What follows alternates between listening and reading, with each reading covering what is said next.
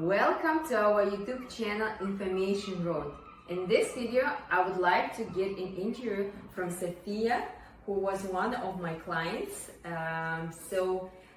Sofia, thank you for agreeing to give this interview. Before we start, I would like you to introduce yourself to the audience. Yeah, of course. I'm also very glad to be here with you, Zarina. Well, my name is Sofia. I'm an 18-year-old Ukrainian student, and I have moved to Denmark about 3.5 years ago because of the war with Russia. I have completed 8th and 9th grade here, and I have been 1 year in an international gymnasium before I moved on to what I'm doing right now. Okay, I see. And tell me a bit more about your occupation. What do you do in Denmark? Yeah, so right now I am taking a vocational training. It is called Erhvervsuddannelse in Denmark, and it covers 2 parts. So I'm doing IT support. It covers 2 parts. It covers school, and then I'm getting an apprenticeship. I'm currently getting my apprenticeship at Danish Industry as IT supporter, and they are teaching me all kind of stuff about IT customer service in this particular company, like for example user account configuration and PC configuration, customer service, etc., etc. Okay. But what do you study? IT support. So it's like IT customer service. So people come to our IT help desk, and I am helping them with all kinds of problems. It's like usually surface level IT problems, like my computer doesn't work, or I cannot access my account, or I cannot access this app, like this kind of stuff. Yes. Mm-hmm. Okay, but why were you searching for apprenticeship? Because this is a requirement for this particular education. It's built in this way that you have to take a few months of school, then you're taking a few months of apprenticeship. And it's very important because this is the way you're getting your actual experience. So this is very important in Denmark to get experience before you're getting a job. So this is where they're actually teaching you how it's done, mostly basics, but as you're progressing, it usually takes about 2 years. My education takes 2 years. And they're teaching me all the important basics and maybe even more advanced things I need to know about this education before I move on. Okay. And for how long are you going to take this apprenticeship? So in total, my education is taking 2.5 years. And this, the apprenticeship is taking most of the time I am taking this education. So the school in total would take about 10 months, while the apprenticeship is taking about more than a year. Oh. In total, if we're taking all of the Okay. And just I wanted to make it clear to our audience regarding apprenticeship and internship. So what's the main difference between apprenticeship and internship in Denmark? Yeah, so apprenticeship is what I've been talking about so far. It's a place where they hire you long term, so it can take about a few years. And this is more where you're getting most of your experience throughout your education. It's pretty official, you're getting paid and everything, so it's a very important part of it. But an internship was also required. So it's a place, usually it's a more short-term thing, so usually I got mine for a week, it can be a month. But in my education, it was also a requirement to get it about a few months as I was in my education. They said you have to do it. It's more kind of exploratory, so that you understand. You ask yourself a question: is this actually what I would want to do in life? Is this what I like? Yeah. And I guess it also gives you a more practical experience, right? When you're doing apprenticeship. Of course, internship. The purpose of the internship is also to gain practical skills and knowledge about the field. But apprenticeship, since it's a very long I term. wasn't an internship. It felt more like I was a guest that was being shot around, like around the company. I was being told how everything is done. When I am on an apprenticeship, I've been there currently. I've been there for 6 months. It almost feels like a job. So I do have most of the responsibilities that a usual employee would have. I'm just being taught along the way. So if I'm not sure, I'm asking my colleagues about how it's done. So it's their job to actually educate me on this specific field as I go. Okay, Yeah. that's quite interesting.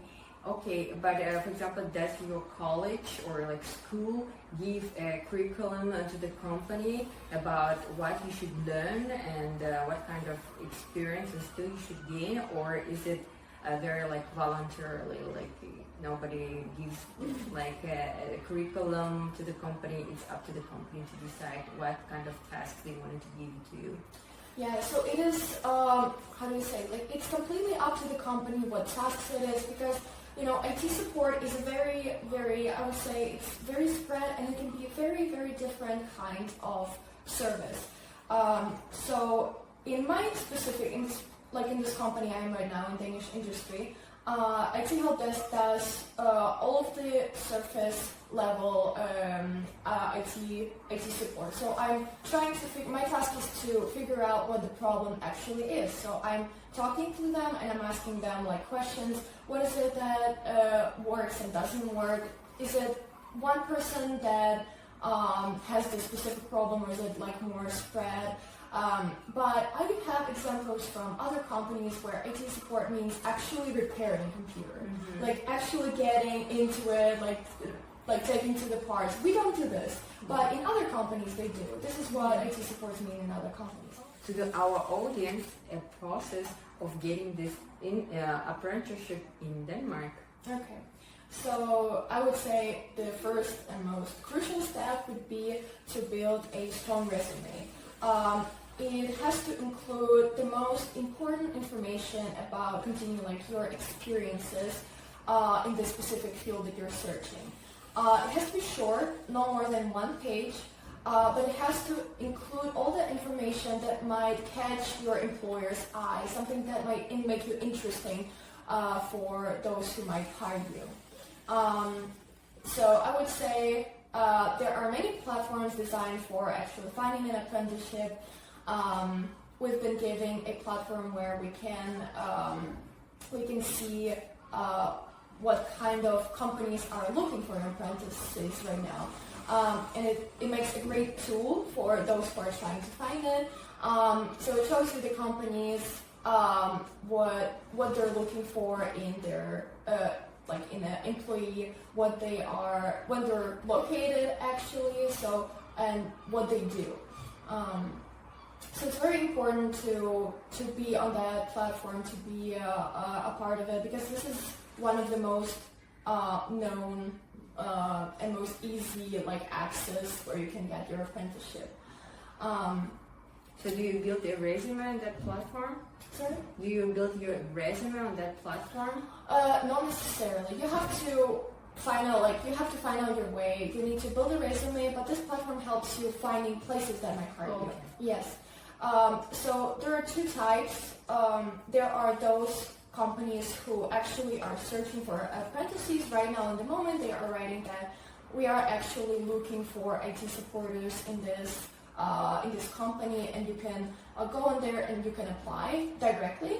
And there are also those companies where you can find those, where you can get the specific job or the specific apprenticeship. It doesn't mean that they are looking for it right at this moment. But what I did, what people do, you can find their website, or you can find this post and you can call them and ask, are you looking for any apprenticeship right in the moment? And they can tell you yes or no. And if they're telling you no, it might go 2 ways. It may say, okay, we're not looking for anyone right now, we're completely full, and you say, okay, thank you. But they can say, we don't have a place right now, but you can actually leave your resume because we're having an apprentice right at the moment, but we might be able to hire you at some other point. So please send us your resume and we'll take a look at it. Okay, Yes. I see. Yeah. But from your own experience, was it difficult for you to get the apprenticeship, and how long did it take for you? Yeah, I would say it was quite an experience. It was quite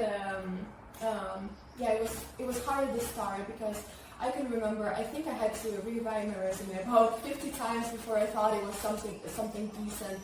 So it's really important to make it so that it actually can make it interesting, because I've heard it so many times that that those employers, they get like 100 different like resumes when they're applying, but they find only 5 or 10 of them interesting. It's very important. The hard thing was there weren't many companies that were actively looking for. So as I say, I went on this website, I was looking, there were maybe 2 or 3 posts about companies that are actively searching for apprentices, and there are very many of those who are just open to it. So I applied for those who were searching, and I called those who were saying they were open to apprentices, but I was just getting a no, because they say they don't have space. And well, of course, there's very many good things about this specific website, but I would say the disadvantage of it might be that there's 3 different posts and hundreds of people who are trying to apply. So it makes up a big competition in that way. So it can be really hard to get this specific spot. Yeah, exactly. Especially when you don't have a previous experience. Yes, that's true. That's yes. true. And then can you tell me about your experience of collaborating with me, my mentoring, and my consultation with getting your apprenticeship? Yeah, absolutely. So obviously, you were actually hyping me up. You were helping me and encouraging me to keep looking, because there were times where I was completely out of hope. But you just said, come on, do it. You need to. You have to call them. And you actually encouraged me to be active in my search. And this actually helped me. I feel like this is one of the parts that helped me to get to the place where I am right now. Then you helped me build a strong resume. You told me what would be the correct structure. You helped me with the sources when I could look for those specific examples for the resume, and you were telling me that it has to be this is the correct structure of it. And I can remember that you were actually helping me with preparing for my first interview. I can remember we made a Teams call, and you told me the most asked questions on the first interview, the most popular questions. And as I was answering them, you were listening, and you were telling me the most important information, what actually I need to say, and what is best to leave out. And Did it help with your real interview? Yes, most importantly, it gave me the confidence to make it to the first interview. As I sent my resume, I got short after I got my call, and I was invited to the interview, and I was already confident in what they might ask, and it was actually very helpful. Yes.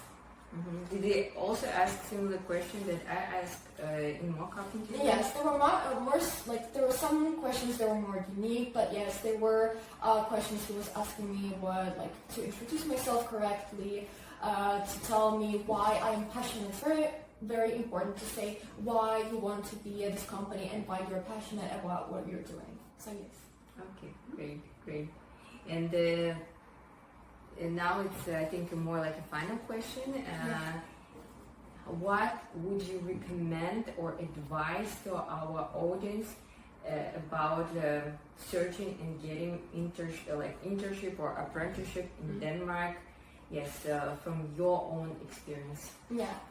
So I would say I've already mentioned that building a resume is very important, but there's more to it, because when you're applying for a company, there will be 2 fields that you need to fill out with a document. It'll be a resume, a CV, and there's going to be a motivational letter. And the motivational letter is one of the most important things to to have and to write correctly. So if resume is a thing that you are sending out to every company, your motivational letter is going to be this unique document that you will have to write for every company you are applying for, because you will have to write why you want to be in this specific company, what is it that interests you. So it is very important to look more than one place. It is very important to think that there's more than one way out to what you're looking for.